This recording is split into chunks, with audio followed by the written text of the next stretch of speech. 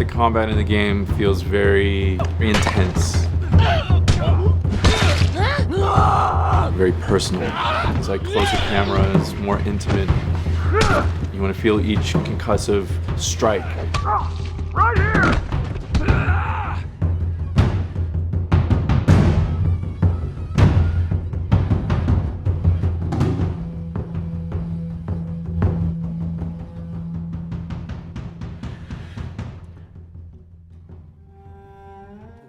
People you're fighting in this world are no different from you. They're survivors just like you. They're trying to find anything to get by. We want to make you feel for these enemies. We want to make you hate them, feel sorry for them, be afraid of them. Make you feel kind of bad when you shoot at them. You have to feel that there is that consequence to engaging with these people and that there is something at stake. Your objectives aren't lining up, so now it's time to kill or be killed.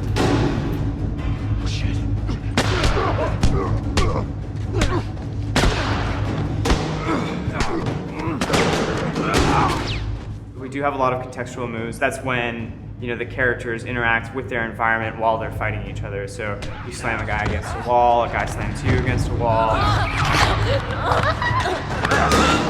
Grounding of the combat in the game world, which kind of makes it a lot more interesting and more real. Nothing really says you're in this environment like having your head slammed against it.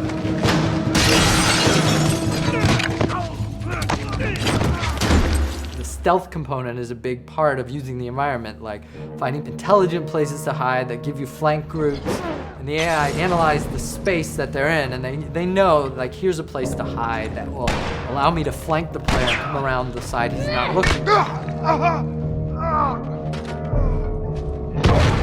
The space you're playing in is an extra character, and it's going to change the dynamic of every combat that you play. And then when an encounter happens, we want things to slow down. I'm going to use this thing that we call listen mode. Lets Joel kind of focus his attention, his hearing. I'll check out this area. Go check over there. If a guy's knocking a can over or he's speaking, I'm going to kind of see a visual representation of that sound in front of me. It lets me kind of know where guys are in the world. But that lets us build tension. And that lets me now look at Ellie and see where Ellie's at and kind of approach the situation carefully.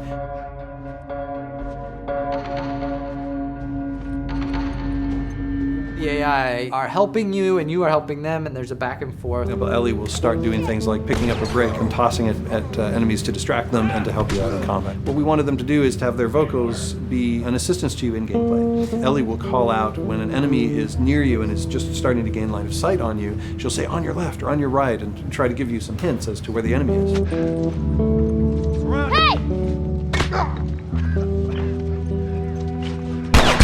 So when I'm in a jam as Joel, and I'm pinned to the ground by a clicker, Tess might come in and like shoot an infected right off of me. And it's like, cool, I'm relying on them and they're relying on me, and I feel like I'm working through this space together with them.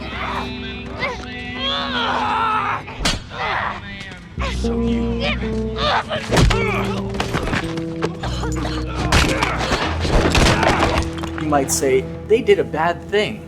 They killed somebody. They didn't do something that seems fully morally just. Well, you're going to think that they're bad people unless you, as the player, feel how terribly difficult it is to survive. The pressure is so terrible in this world that you just have to make a choice and live with it. Right now, I'm gonna jump down there and I'm gonna clear us a path. What about me? You reckon you can handle that? Just so we're clear about back there, it was either him or me.